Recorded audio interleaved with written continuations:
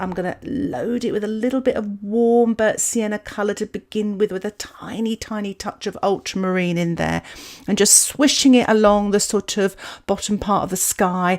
Now I've loaded my brush. Really keep loading your brush, get some lovely fresh paint on there.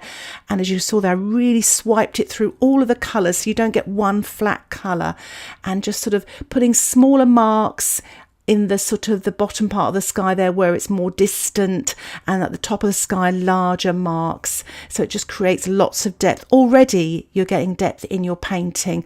What I'm doing now is just mixing up a little bit more of the ultramarine, touch more ultramarine here, creamier colour, using my size 14 brush. I'm just sort of giving it a little tilt. There's a bit of a puddle developing in the middle of the sky there, so I'm just tilting it, and I'm just going to soften this area here. I didn't want hard edges at the bottom of the sky because it will come forward. I want it to be lovely and soft and out of focus.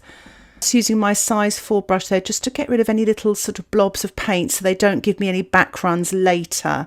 So what I'm doing now is I'm using this creamier, darker colour. I'm just putting this sort of darks at the top of the sky, again to create depth. This is dark tonal colours. This is the sky that's nearest to us. So I'm building up the tone. And as I go into the sort of centre of the sky, I sort of make a slightly lighter marks here, smaller marks, and then again smaller as it goes off into the distance. See, there's a little puddle then. I want to deal with that. So the best way to deal with puddles is to tilt them. So that's what I'm doing here, tilting it to the edge there where my framing tape can catch it. And I've wiped sort of the excess water off my clean brush here and just taken off that puddle just to smooth it away. As you can see, I'm just smoothing around the edges here, just having a little tidy up. And tilt the sky here as well if you want to get sort of different sort of effects, get it moving. I've mixed up a big wash here, very dilute wash of ultramarine with a tiny, tiny touch of the cadmium yellow pale. Now you can use cobalt blue, and you could use something like a raw sienna for this as well, would be perfectly okay. And for the burnt sienna, you could use burnt umber or even light red. So I'm using my size 14 brush and I'm painting horizontal marks, really fully loaded brush here on the water area. And I always find the best tip about painting water really is less is more. I've left a few little white sort of bits, highlights in the water as well, so I haven't actually painted on those. So I just want to leave it as sort of a limited amount of painting as possible to keep it really fresh, because that's where the light's reflected as well from the sky. What I'm doing now is I'm mixing up some ultramarine and burnt sienna, just a slightly creamier colour to make the paint a bit darker. Now this isn't like this in the reference photograph, and you could leave your water the way I've got it first of all, but to create a little bit of depth, I wanted the sort of foreground water to come forward a bit and create some shadows in the water. So I'm mixing up some quite creamy ultramarine with a little bit of the yellow and a tiny touch of the burnt sienna. Just make sure it isn't as wet as the underpainting there. And I'm using the size 14 brush, but you could go smaller as long as you feel comfortable with the brush that you're using and that it's doing what you need it to do. And I'm using the tip of the brush as well to make some marks in the water there. Damp paint doesn't move, wet paint does, so use damp paint for this so it looks like ripples and sort of movement in the water there. What I'm doing now is I'm mixing up a big puddle of burnt sienna and the yellow, so you could use burnt umber, and a little bit of any yellow will do really. And I'm using my size 4 brush. Really, it should be larger. I think I just got carried away with the brush I was mixing with. Really, I should use at least a size 6 or my size 10 for this. But I put this golden colour on because that's what I can see on the land part here, and I've mixed up a bit of the ultramarine and the yellow as well for a limey light green. So the lighter the green, the more the yellow, the darker the green, the more the blue. So I'm adding a little bit more colour just to fill in that gap in the foreground there. Now, as you can see on the right hand side, there's a little run going into the water. Don't worry about that. That's a kind of like a little bit of a happy accident, and it creates a little bit of colour in the water and harmony.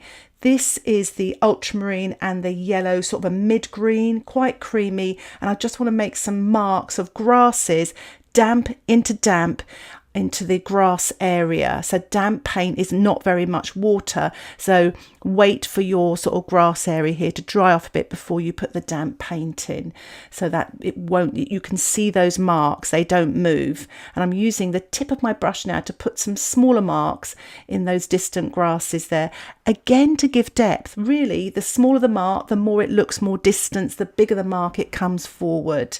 So just a few here, damp into damp. And as you can see there with my palette, the paint isn't wet at all, if that makes any sense. It's quite creamy, so that means it's damp. I'm getting some more burnt sienna now and a little bit of the yellow, and I'm painting this distant land here. Now my sky isn't dry, so it's a little bit risky, but I quite like taking risks in watercolours. You get these happy accidents. But if you're worried about the paint running into your sky, wait for it to dry and then do this. There's no harm done either way. But as you can see already on the right there, there's a tiny little soft run into the sky, and I quite like that. But again, as I say, if you don't let it dry, there's no harm in either. So what I'm doing now is I'm mixing up the ultramarine with a tiny, tiny touch of the yellow. So it's a really cool green colour, but quite dilute. And I'm just fading it to the left hand side because I'll be painting darker washes on there later on. So I'm just sort of finishing off there, bringing that down to the edge, and I'm using my plastic card now just to pull out some grasses from this damp paint. So don't do it when it's too wet, because it will just, the paint will just run back into the scratches. So lift off with damp paint. As you can see, I've got some lighter grasses there, and it's so much fun to do, very effective, and creates textures and details, especially for the foreground. I've allowed my painting to dry now, and I'm mixing up a little bit more of the ultramarine with a tiny touch of the burnt sienna and a tiny touch of the yellow. And I'm sort of painting the sort of next mountain along, not particularly copying the photograph too much because it's a lot of detail there, but I just want to create depth and distance. So I'm painting this sort of hill here and leaving a little bit of a bluey grey colour in the distance. And I'm just sort of, so you've got your painting wet on dry here. I'm using my size 4 brush, and I'm just really making sure I've got that nice and tight in that edge sort of going around the sort of water there as well.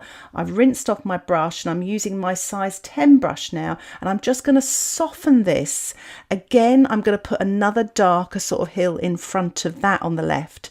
So I want to soften that, so when I paint the next dark, they kind of sort of, it brings it forward and pushes the other one back a little. It's quite effective, especially when you're painting hills and mountains. Land on the right hand side, I'm picking sort of warmer colours because it's slightly nearer to us. So I'm using my size 4 brush, and I've mixed up some of the burnt sienna and the ultramarine, and I'm just, see how that sort of comes forward straight away because it's a darker in tone, warmer in colour.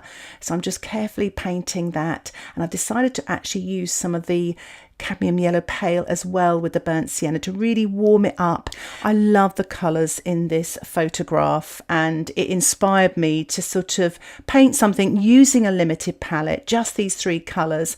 I've got the lavender for later, but it's really just for a bit of a spatter. So it's quite nice to have the control with these, just using 3 colours, but also you can get the variety of colours here.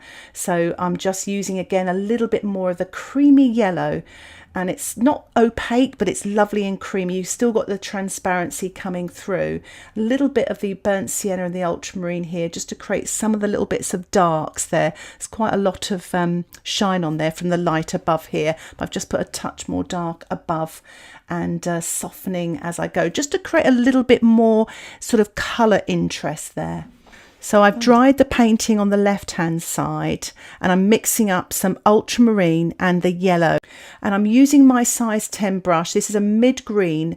I'm painting wet on dry, and as I said earlier, this is sort of, you've got a hard edge there, so that hill that I painted just previously has now pushed away, and it's really effective in layering these hills. I've added a little bit more ultramarine to that green just to make it slightly darker at the bottom, and I'm also adding a bit of burnt sienna there as well just to warm it up. So this is kind of almost the foreground here on the left here, so I'm really putting quite creamy warm colours to give those gorgeous colours that you've got on this left-hand hill here, just to really bring it forward. And this is the beauty when we're painting in watercolour or any other medium. We've got all these artistic tools, and the one that I'm using here is the colour, you know, and the tonal value. And I'm just using my size 4 brush and just softening the edge here with a damp brush, just to sort of bring that colour down to make it look like reflections. Again, it's not quite like that in the photograph, and again, it's artistic license, and it just creates a bit more interest. So I'm mixing up a little bit of creamy ultramarine and cadmium yellow pale with a touch of the burnt sienna, and painting some grasses with my size 4 brush, wet on dry, in the foreground there, just to create a little bit of interest and detail. I've added a little bit more burnt sienna. There's a lot of warmth there in the foreground, and warm colours come forward, and again, artistic tool here, I'm using that to create depth in my painting. That's why I really love painting landscapes, actually, because you can use all these artistic tools to make a 2D surface into a 3D sort of creating an illusion of depth in a painting. So I hope these tips and techniques here are helping you see that as well. This is a really nice warm creamy light green here. I just want to put a little bit of that in the foreground as well, to create as much detail as I can in this foreground without overworking it. And that's always a danger in watercolour, isn't it? It's that danger of overworking. So just try, when you're building up a layer, just try to paint in that area once, maybe twice, but don't keep going back and forth over damp paint.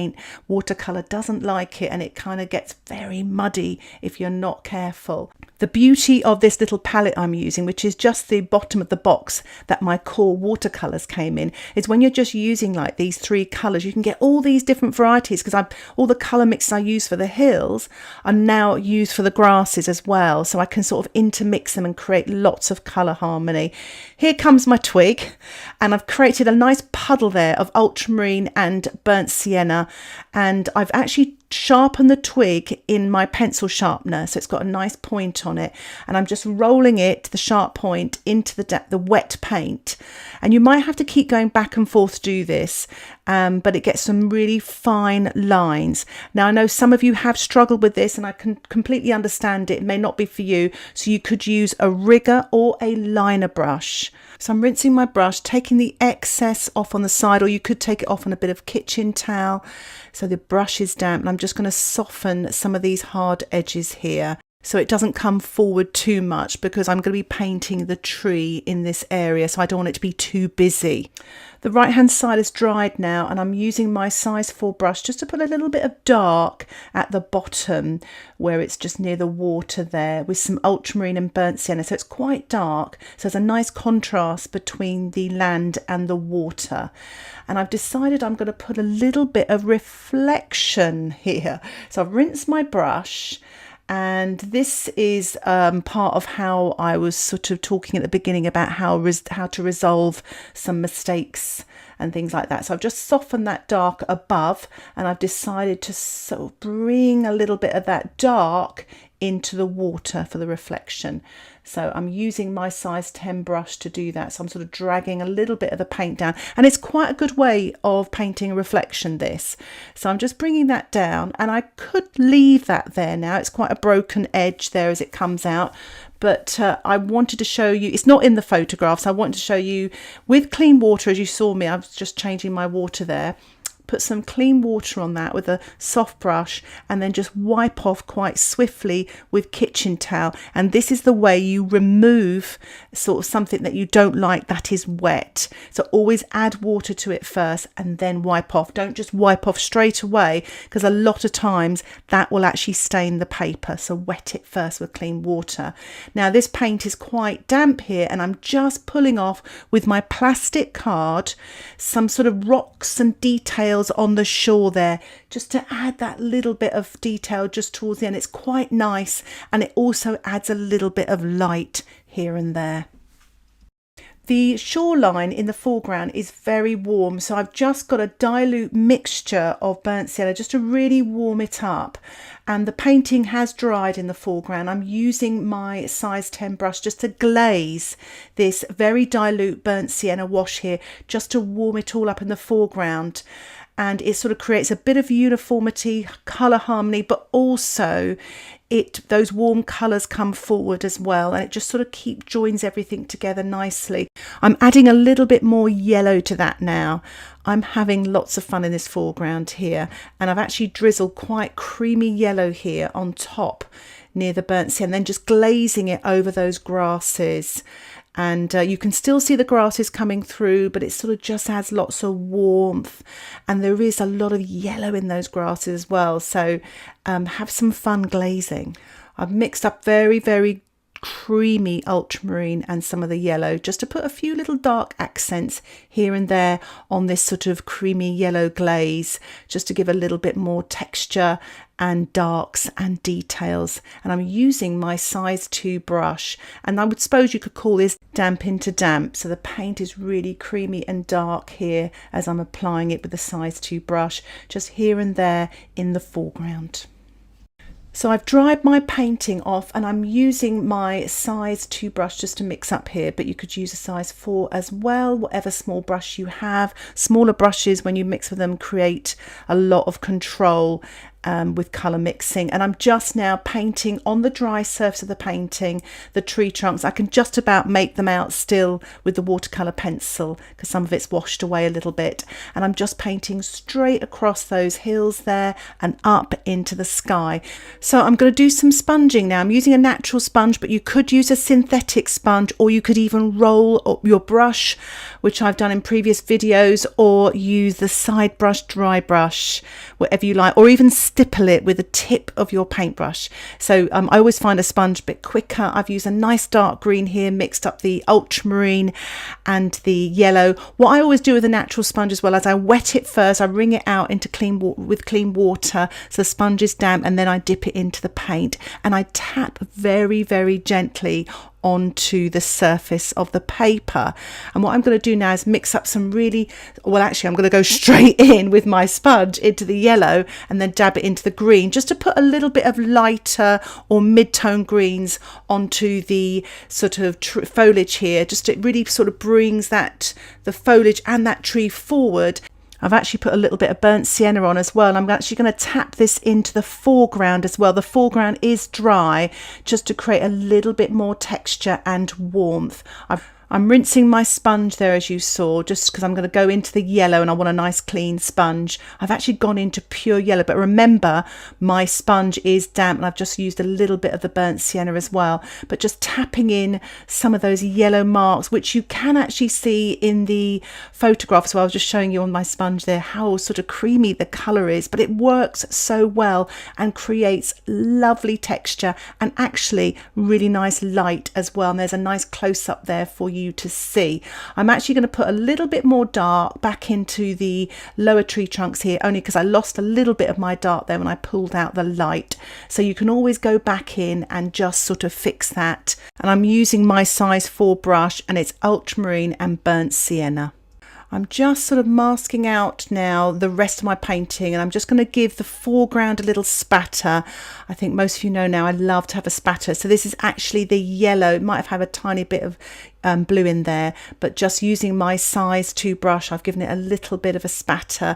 And now I'm actually going to spatter a little bit of darker green as well, or whatever you have left over in your palette, which can be lots of fun, and create again some colour harmony, texture, darks, details, you name it, but it's the foreground and I want to bring that forward. I'm just painting in some little yellow wildflowers again under the tree, just to kind of make that more of the focal point there. So I've just put them in the surrounding areas as well, just to balance it out. Using my size 2 brush just to get the little bit of the light back. It doesn't really need it that much, but I just wanted to show you that you can do it, especially when you lose the light in the most important places, i.e. your focal point. So I'm just putting it on there on the right hand side, just to give a little bit of sparkle and light to those tree trunks and branches. So here is the finished painting. I am really pleased with it, and I really hope you've learned something from it, especially the building up of layers, building light to dark. If you'd like to support the content I create here on YouTube and get access to my exclusive tutorials and downloadable outline sketches, why not think about joining my Patreon membership? Details about the membership can be found in the description below. Just click Patreon. Thanks for watching. Bye for now.